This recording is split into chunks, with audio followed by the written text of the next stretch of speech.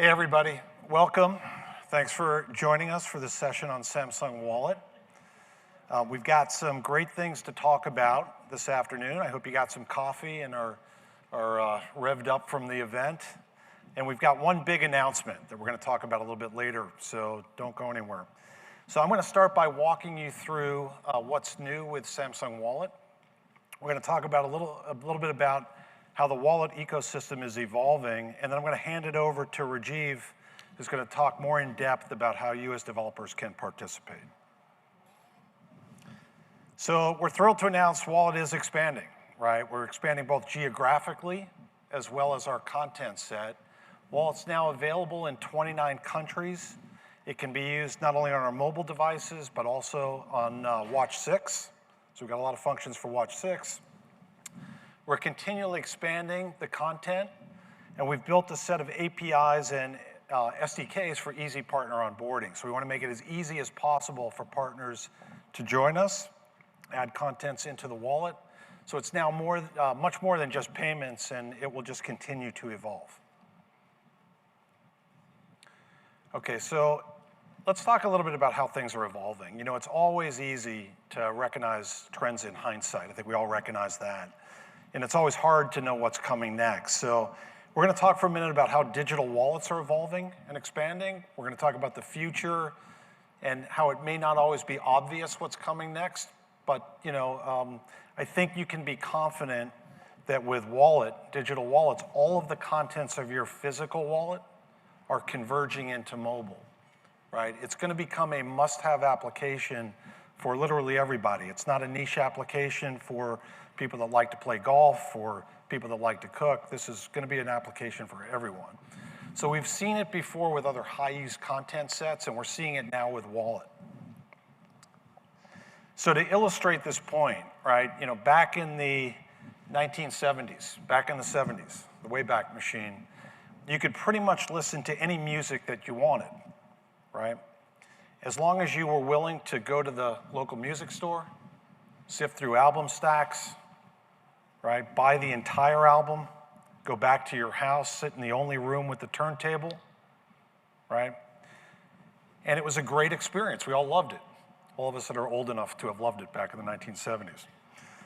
But what we didn't realize at the time is that the experience could get so much better, right? So by the mid-'80s, you weren't confined to a room anymore, right? You could take the music anywhere, even clip it to yourself, go for a run, right?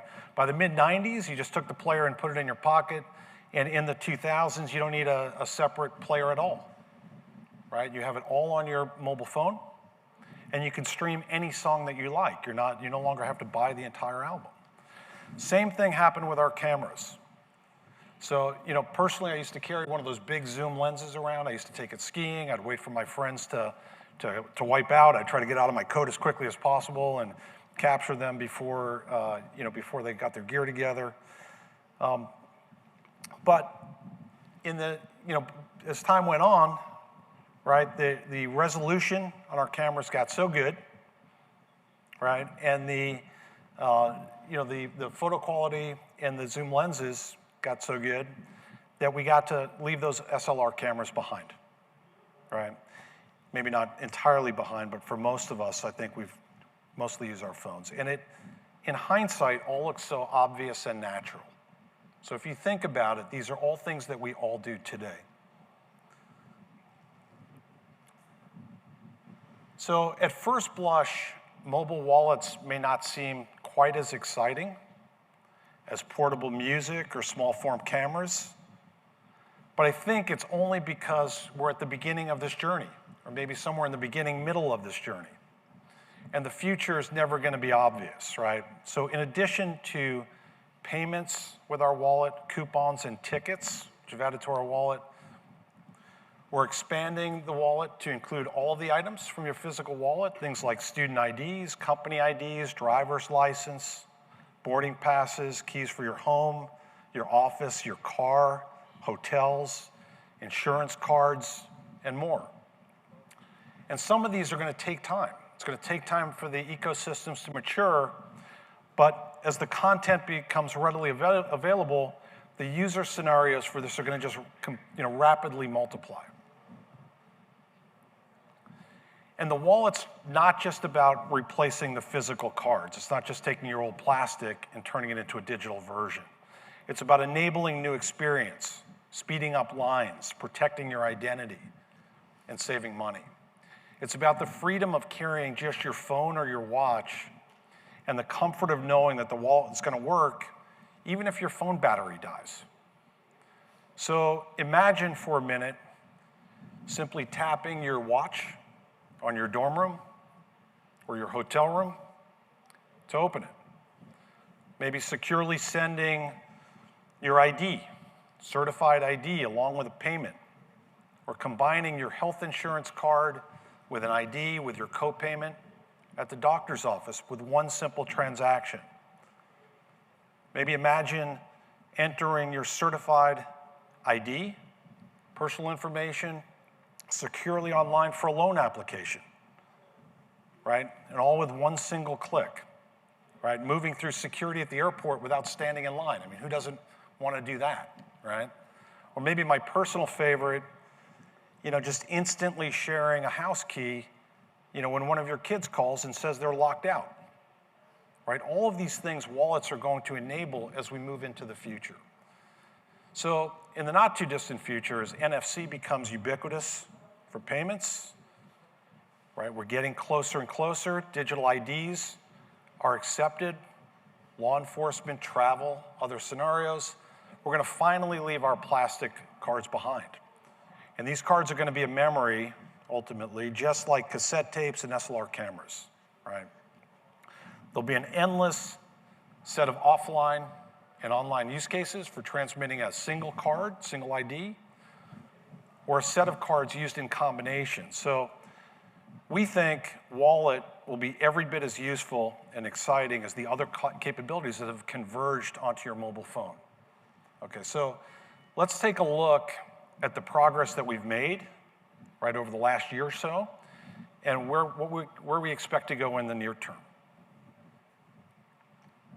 Okay, so earlier this year, in June, we launched our student ID card in the wallet at 73 universities across the US. So the ID, your digital ID, is capable of opening doors, making payments.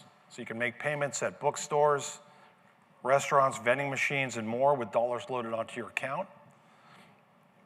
The ID is stored in the wallet in the device embedded secure element, right? So this provides the highest level of security, but the ESC does a lot more, right? So putting content in the ESC is not just about security. By storing content in the ESC, we can provide the best functionality and the best user experiences. So Student ID inside a Samsung Wallet supports what we call fast mode. Fast mode means my phone doesn't have to be lit up. I can just hold it over a reader, door lock, like my dorm room, and it instantly opens the door, right? It's very fast.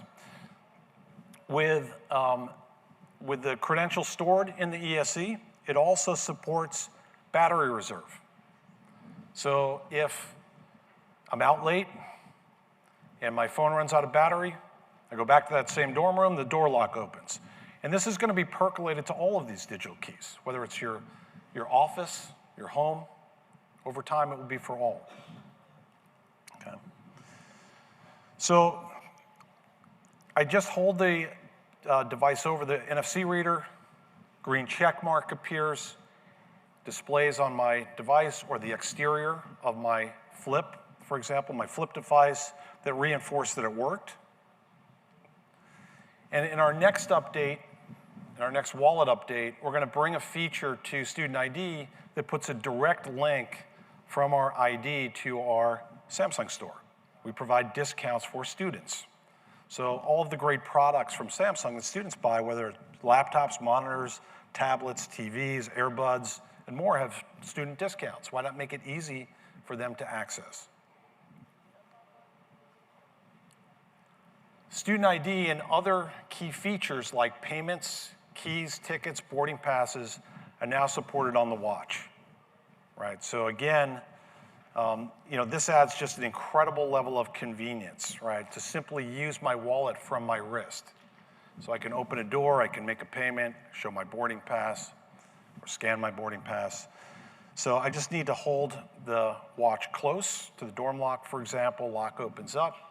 I see the same green check mark for confirmation. And it also stores the credential in an ESC with fast mode and battery reserve. Right, so our watch on our devices, or our wallet, I should say, on our devices, have the best possible user experience.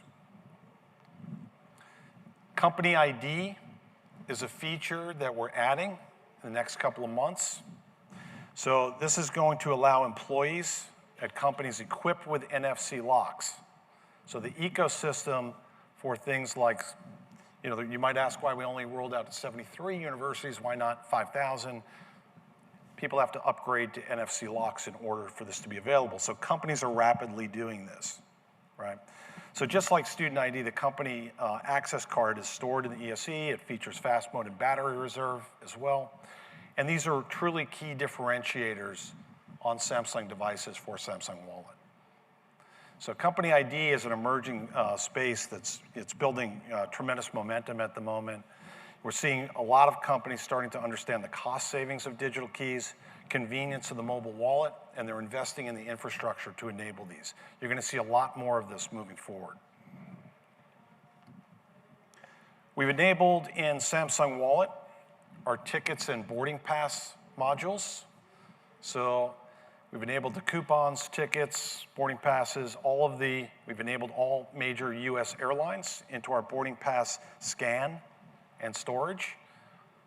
Atom Tickets is an example of one of the companies that's integrated with us. You can see an example here on the left that just built in the ability to access their service and deposit tickets back in the wallet. And as we look at expanding the content set, we're looking for more developers to put content right into the wallet through the portal. Rajiv will explain more. This summer, from time to time, we run promotions, and this summer we ran a promotion with Atom Tickets. We gave away 30,000 Atom movie tickets to Galaxy users, right? So keep an eye out. You could take advantage of the next one. With boarding passes, we've enabled the ability to scan your boarding pass, scan the barcodes into the wallet. Data is augmented with real-time updates, so you'll never miss a flight. It will notify you if a gate changes and so on. Right, you can use it to access the flight, the lounge, anywhere that the QR is accepted. Right, we'll send notifications when things change. Okay, so I can say personally, I am super pumped to announce today that we're enabling the state of Arizona and state of Iowa with mobile driver's license. So this will come in the next few weeks. We'll be live to residents in these states. And we'll be rolling out to other states beyond that. So this is just the beginning, right? So the mobile driver's license is a certified, valid, state-issued credential delivered from the state system of record. And it's safeguarded by Samsung Knox and ESC. The license, or ID, is a core component of any wallet, right? And once the use cases are realized, it's going to really allow you to leave your plastic cards behind. If you think about it, the cards that you carry in your wallet that you always have with you is some type of payment card potentially, and your ID and your license, right? When NFC is ubiquitous, when my driver's license is accepted, law enforcement and travel, I can truly leave my plastic cards behind. So the first use case will allow passengers, travelers to pass through airport security by simply tapping their phone at a TSA reader, right? Rather than inserting the license or handing it to the TSA agent. So walk through, tap. Moving forward, we're gonna see many use cases, including the use of traffic stops, age verification, online scenarios, know your customer, KYC scenarios. So these are checks when you apply for loans, bank accounts, or sign up for a new service. Digital ID is going to be at the core of the wallet. as the verified ID is combined with other content. So imagine going into an event, tapping your wallet to tap a ticket along with an ID, all at the same time, entry into a venue, or simply verifying that user or requesting things like health information, right? Providing your ID for that. So these use cases are going to reduce fraud and friction, right? And they're going to allow us and allow merchants to make it much easier to accept and to get people through the funnel and through the process.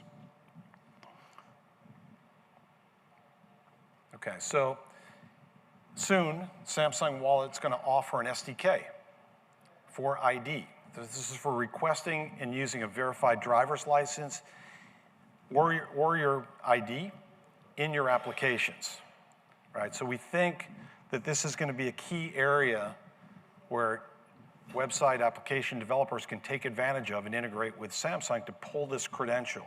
It's truly a game changer, right?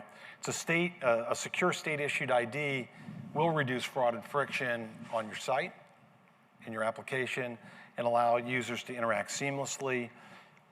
You simply place that verified with Samsung Wallet button in your app to allow users to easily prove their identity. And better yet, you can configure your app to only request the user data, the specific user data that's required for your application. So when you go to a liquor store, for example, and you hold up your ID to the clerk, they can see all of your information, including your home address potentially. When you do this with a mobile driver's license, it's only going to send the data to the reader that's necessary for this particular function.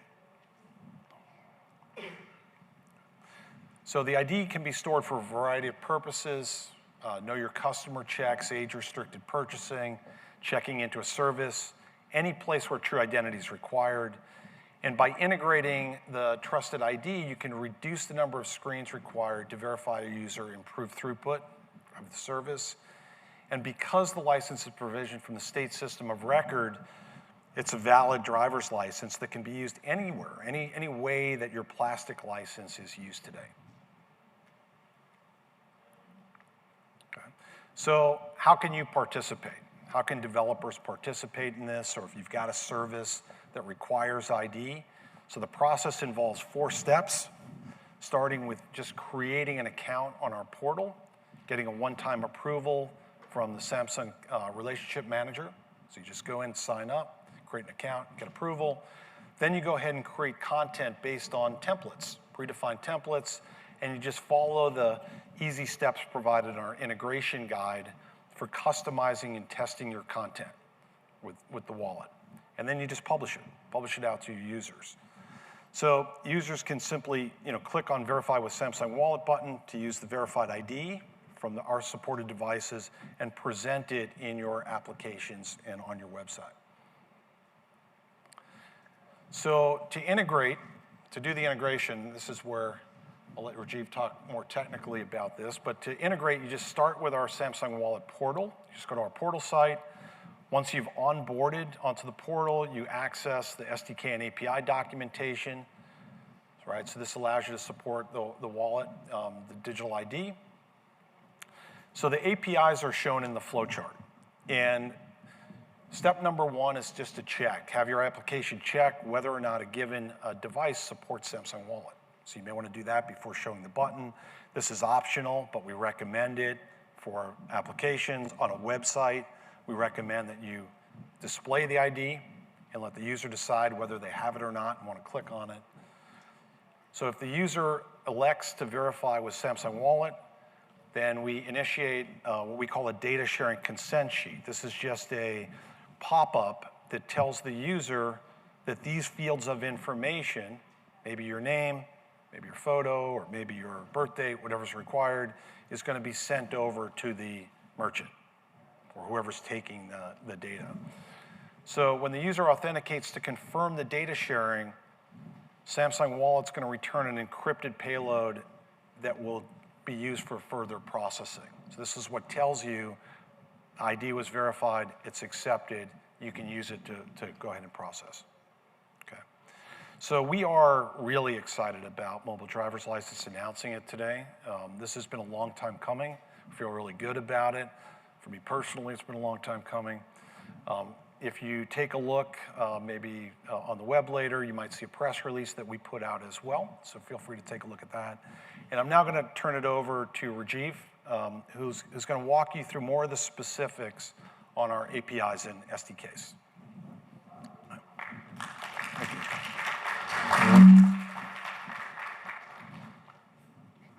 Thank you, Rob. All right. That was a trip down the nostalgic trip down the lane. I don't think I've seen a turntable in a long, long, long time. So thank you for that nostalgic trip and a good introduction to Wallet and what we have been up to for the past few years, right? Now, I'm excited here to be part of this Wallet journey, and it's truly amazing that we have moved from carrying your Sony Walkmans or what have you to carrying just one device. And that device has everything from your streaming music to your payment cards to your ID cards, your digital keys, car keys, and you live your entire life centered with just one or maybe one companion device, right? Now, so Samsung Wallet is a huge ecosystem, and the success of Wallet depends on building that ecosystem and driving more developers and more partners into this ecosystem, right? To provide a seamless experience to our customers, it's important for us to be able to build and grow this ecosystem. In this session, let's take a quick look at how Wallet support, what contents Wallet supports, how you as developers and partners can use our APIs and systems to get onboarded and push your content to Wallet and provide more and more innovative experiences for our users, right? We'll also take a look at things like, for example, how do you get started on our portal? How do you integrate various content types into Samsung Wallet? And last but not the least, we will take a quick peek into a feature that we call as generic cards. Now, without further ado, let's get started with what content types the Wallet supports.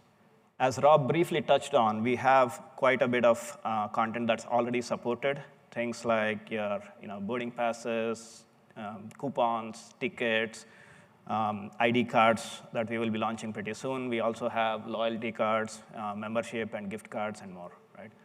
Over the past year, we've continued to add more and more content. For example, in addition to boarding passes, we now have bus tickets, train tickets. So you have a wide range of travel tickets. You have events, sports, performance-related tickets.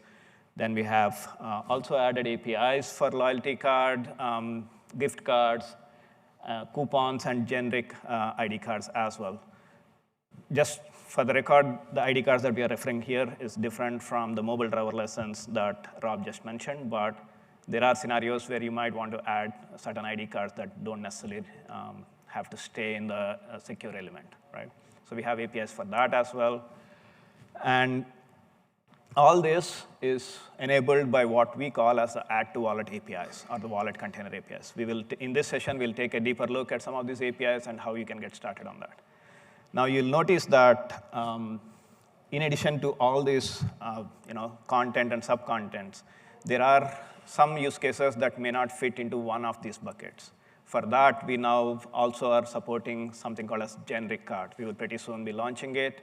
And that allows you to differentiate and drive more, more customized experience for your use case and for your customers, right? Okay. Let's start by taking a quick look at, why you need so many content and sub-content types. Like, you could always make an argument that there is payment cards, there's ID cards, and then there's everything else, right? We support a lot of content and sub-content types. Like I just mentioned, you have train tickets, airline tickets, you have bus tickets. Not all of them are the same. Similarly, you have event tickets. Now, your movie ticket is not the same as your performance ticket or a sports ticket. We want to differentiate those and help you as developers and partners to create customized experience that's more suitable for that scenario, right? So imagine if you were to buy a ticket on our website, and For example, you want to push some coupons at your concession stands along with the ticket. This could be a movie ticket with a free popcorn, or it could be a sports event with, for example, 10% off at your concessions, right? So we provide APIs. Using the exact same API, you could push a ticket into our wallet and also attach a couple of coupons to it so that when the user goes into the wallet, they find all of these things together, and they can use it while they're at it, right? So it's not just about going to the movie. It's also being able to go to the movie, buy the popcorn, everything using the exact same experience within the wallet, right? You will also see that, here's an example of a movie ticket with a popcorn, which shows 5% off. Similarly, you may have other scenarios that you want custom experiences, such as, for example, a family of 4 traveling together. They want to have their boarding passes grouped together.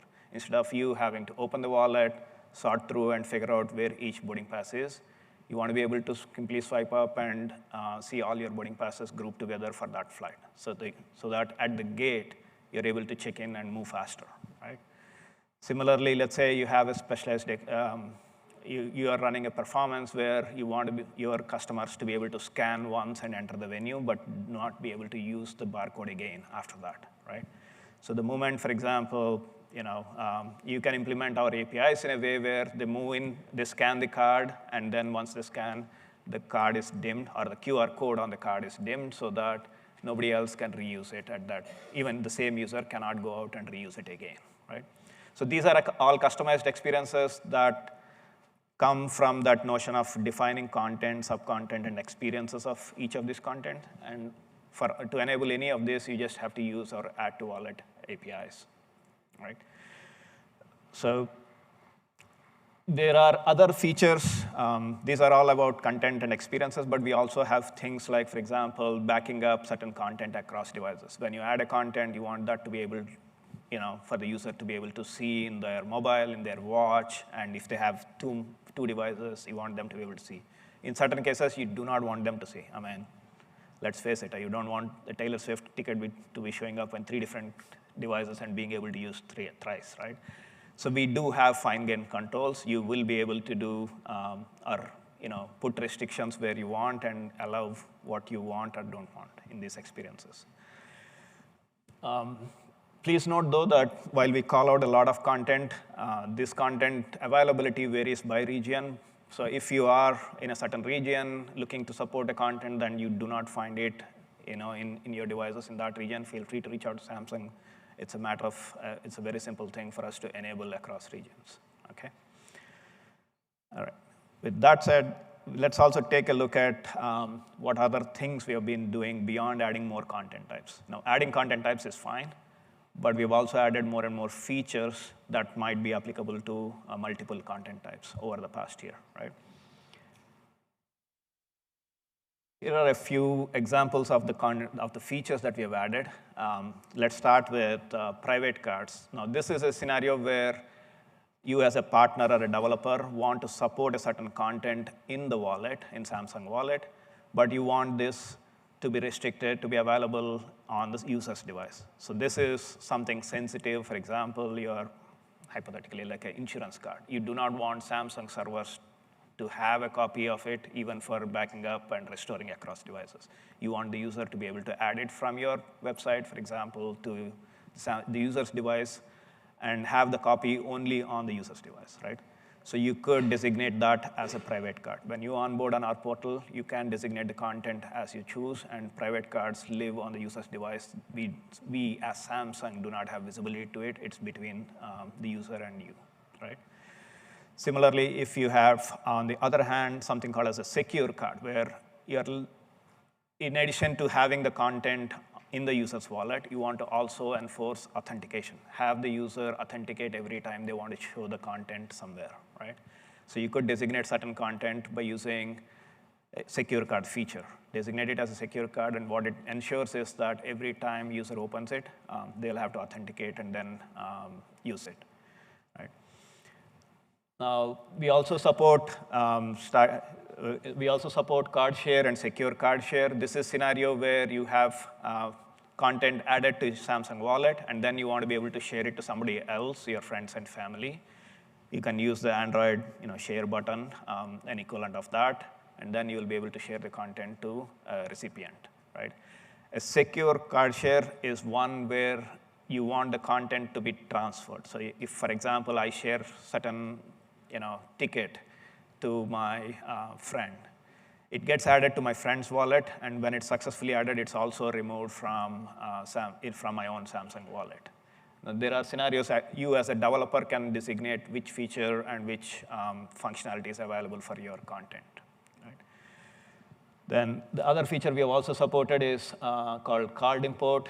Essentially, this allows the user's content that's added to the user's wallet will be backed up and imported if they move across devices, or for example, like I've upgraded to my latest device, I will automatically be able to import the content on the new device without having to go through an add process again, right?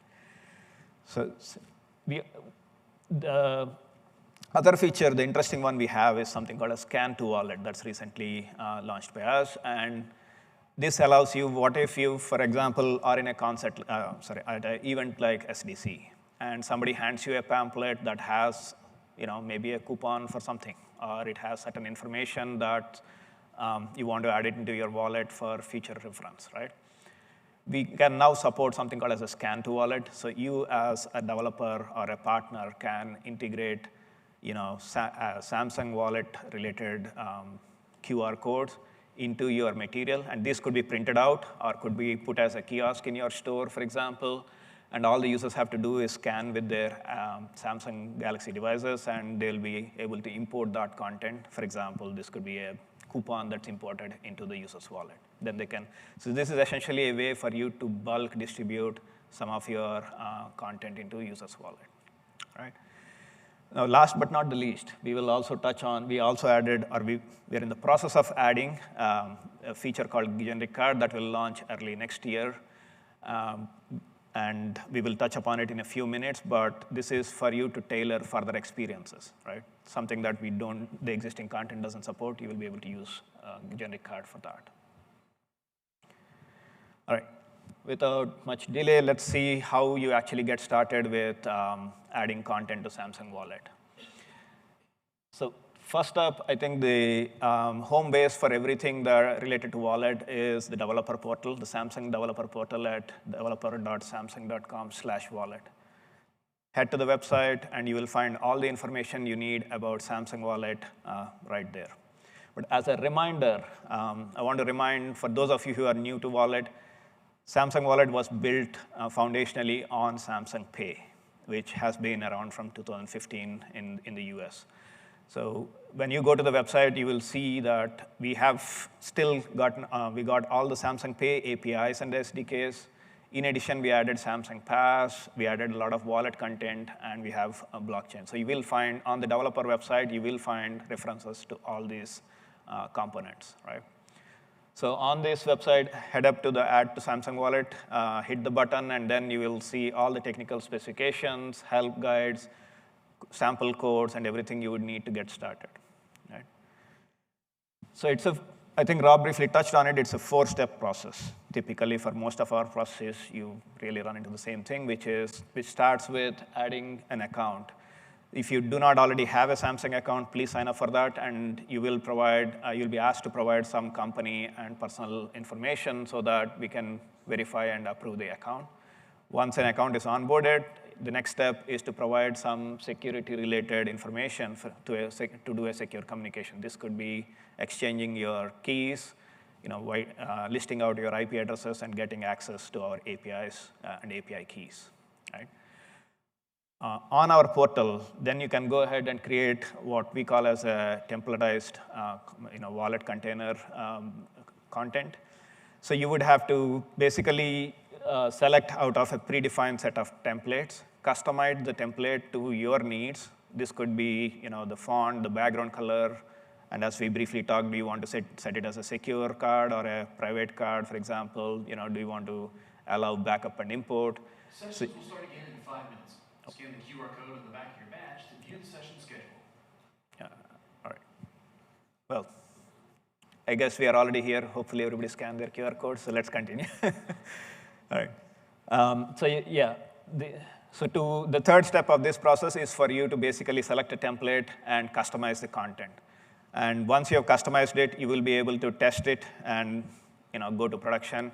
The cool thing about the wallet or add to wallet APIs is also that they allow you to not just put the add to wallet on your websites and your apps, native Android apps. You could also potentially link that into your communication with your users, like emails and text messages, or multimedia messages that you send out. You could include Samsung Wallet, easy add button into that mechanism. And all that is enabled on this portal. All right. So once you have done your development, you do want to test this. And the most obvious method would be for you to download that content into your device and test it. But we also provide a web-based test tool that allows you to do multiple things, including, for example, creating a form-based template. As I mentioned, we provide you the ability to customize your template and customize the functionality. That involves, at an engineering level, actually setting various bits and fields and customizing the fonts. So you would be able to do that all using our test tool, where one of the features it supports is a form-based fill. And you can set the forms. Basically, it's like a click-through, and you set what fields you want, and it generates the payload that represents your card data, right? So you'll then be able to extract that payload and then use it in your real app as well. So if you have bugs, it'll highlight what's wrong within the test tool. So you'll be able to do some of these things, right? You can also test the add to wallet operation, the basic operation of the feature once you've using this test tool. You will also be able to simulate, I think, card statuses and push notifications using the test tool, which basically is a very long-winded way of saying that you can test almost all the features that you want in real life using a web-based tool. And you will have much more confidence on the integration, right? And during test, if you do run into issues, hopefully not, but if you do run into issues, we also can, you can raise a tech support ticket right there within the same portal. Head up to it, you'll be asked to log in, and then you can raise a ticket, and we usually get back fairly quickly with answers. If you do not want to do the whole thing and you just want to get your hands dirty, play in a sandbox before you do the whole 9 yards of the integration, we also support a code. In 2 minutes, scan the QR code on the back of your badge to view the session schedule. Well, please scan your QR code one more time. All right. So the code lab exercise is a sandbox where you can go play with your APIs. And in fact, we also have a code lab right outside in the tech square. Please visit our booth. You'll be able to, in less than half an hour, go from having the development environment all the way to creating your own content and pushing it into Wallet, right? You can do that online, but I highly suggest you visit our code booth straight down the aisle in this hall. All right. That brings us to the generic card. Now, as I briefly mentioned before, Samsung Wallet today specifies a lot of content and sub-content types. Like I said, you have travel tickets, you have like airline boarding passes, train tickets, bus tickets and stuff. But what if there are cases that go beyond? And we believe that we need more flexibility. There are use cases such as, your local membership cards or parking permits, or even in some cases, even medical prescription, prescription card, quick reference card, for example, right? Some of these use cases do not fit neatly into any category. They're just passes that require flexibility, both in terms of the UI and the functionality that they support for the users. Generic card is our attempt to answer that problem. Okay. Some examples of where you can use it, as you can see on the screen, for example, if you have launch passes, parking permits, or even medication lists, you want to be able to carry them all and add them to your wallet, right? To onboard and get access to the generic pass or create a generic pass in your wallet, you would follow the same onboarding process that we just visited, which is head out to our portal, you can create an account. You would have to, when you select the content type, have to select it as a generic card type. And once you've selected it, you will be able to customize how the card looks in your quick access and large mode and card detail mode. And for those of you not familiar with Samsung Wallet, quick access is the easy way to launch Samsung Wallet. Whether your device is locked, screen off, or you're on home screen, it doesn't matter. Swipe up from the bottom of your device, and you will see all your cards in one place. And that, we call it as quick access, right? So you can customize exactly what gets displayed on quick access. And when the user taps on something like a show QR code or use the card, what do you want them to see, right? And then the card details, including the order of the fields, what fields you want to show, and what fonts and colors you want to use for all of these items, right? So you'd be able to customize all of that and then go through the exact same testing and launch process that we just visited in the previous slides. All right. OK. So again, quick recap, developer.samsung.com/wallet is the main page. Please head out there, and you will be able to find all the references that you need there. A much easier way to understand and get your hands dirty quickly is to visit our code booth right down the aisle while you are here, right? That's about Add to Wallet. I know we have one more item to cover, which is the online payment APIs. Now, as I just mentioned, Samsung Wallet was built on Samsung Pay. So we do have APIs for Samsung Pay, and we have been working to improve those APIs and functionality as well. We'll take a quick look at what you as a developer and a merchant can do with our APIs, and why you should even bother about Samsung Pay in your checkout page, and then take a quick look of how to integrate and test the APIs, right? OK.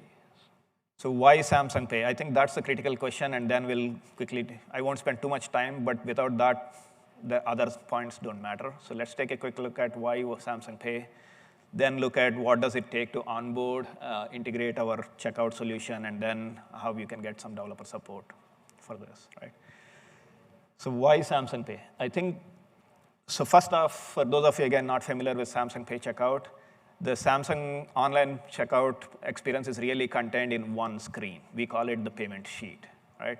Now, this is important because in most scenarios, we expect the user to be able to simply launch this screen, authenticate, and complete the payment. Instead of having to fill multiple forms and go through multiple pages, that experience is all contained in one checkout page, right? The experience is, when the user opens this, hits this Add to Pay with Samsung Pay button, the checkout page, the payment sheet page opens. User would be able to authenticate, but they can also select quickly change the card. The address and billing fields, so billing and shipping addresses are auto-filled based on the data that's already pre-populated in Samsung Pay. Sorry, I keep referring to Samsung Pay, but just to be clear, it's Samsung Wallet as the app. Samsung Pay is our payment brand. We still have that within the wallet, right?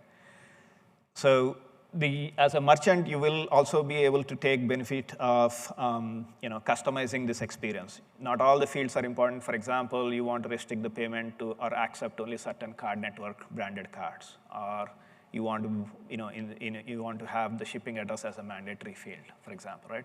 You as a merchant will be able to customize the look and feel and the operation of this checkout page. And most important of all is because we use tokenized payments, you may also benefit from liability shift depending on the card network, the card brand being used by the user, right? For example, with Visa's DAF or the Digital Authentication Framework, some of this liability will be will be shifted out from the merchant. All right.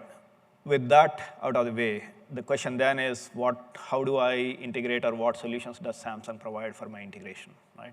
We have three main solutions, and each addressing a slightly different use case, right? So the first of this is the in-app payment SDK.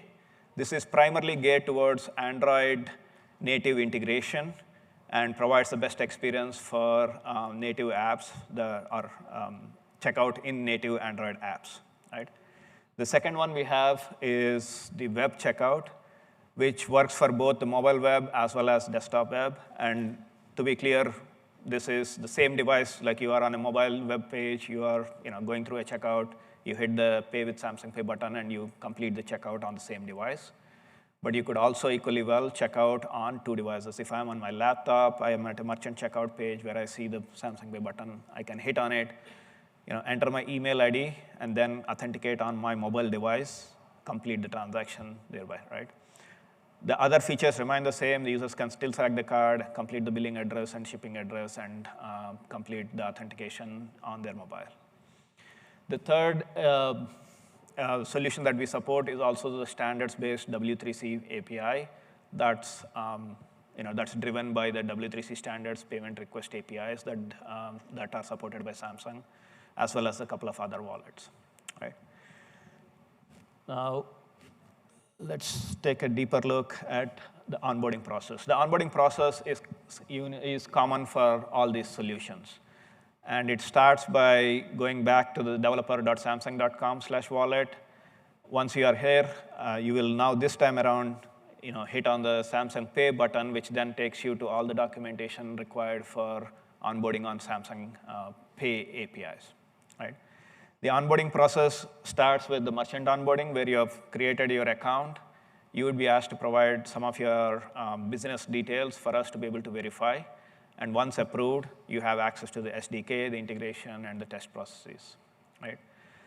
The next step after approval is for you to create what we call as a service ID. A service ID, think of it as a profile configuration. It basically designates what your website is or what your application is, what encryption keys you want to use, who is the payment gateway or the payment processor that you want to use, and a few other selections that you will make. So that profile is what we generate, what we call as a service ID.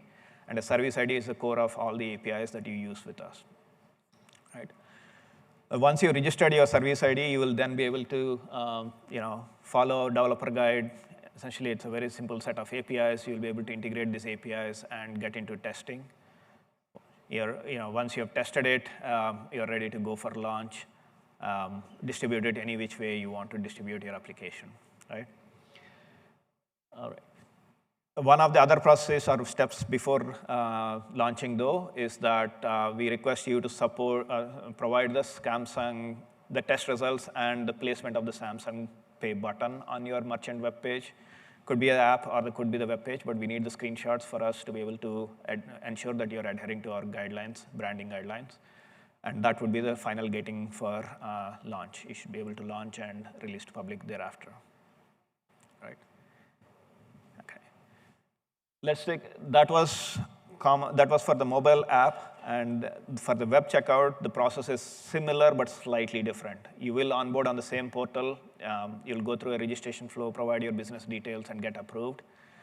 The integration, the configuration here essentially is again about exchanging certificate, or basically exchange the encryption keys you want to use and the IP addresses so that we can secure the server-to-server communication in this scenario, right? And once you have this, you go through an integration process that typically involves a JavaScript and REST API integration, and go through a testing, and once you are tested, go live with the whole integration, right? Okay. So let's double-click a little bit more on the web checkout API and integration. Now, as I mentioned, we do have 2 experiences related to web checkout. One is the same device experience, which is where you are on the mobile device. The user is on the mobile device on your mobile website, and then they check out from there. The other is the desktop checkout. And for both these integrations, the API integration really requires you to integrate just a JavaScript and 2 APIs. That's it, right? The first API is basically a create transaction API. This is, think of it as writing down your envelope and saying, okay, I need, I support these cards. This is the transaction amount. Here's what I want to show to the user. And for example, that I want shipping address or billing address as a mandatory field. So you would configure all these items, call a create transaction API, and then once the user authenticates or approves the transaction, authorizes the transaction, you will then be able to call the second API, which is a retrieve payment credential, to actually get the token, the cryptogram, and the payload for this, right? So that's practically 2 APIs, and you should be good to go. So as I said, the first API that you will really call is the transactions API. It's basically the creating the transaction. And as you can see here, you can configure the allowed brands, which is the card networks that you as a merchant support. You would have to fill in some of the end user facing information, which is the amount, if there is any tax, for example, the USD and the order number and other details, right? Once a valid transaction in ID is generated using this API in response to this API, you can then use that to instantiate our JavaScript library on the front end. Okay. And mind you, again, this could be a dual device experience. It may not be the same device. So if I'm on a laptop, the user gets a notification on the mobile, on their corresponding mobile on which they have Samsung Wallet. They will authorize on the mobile device.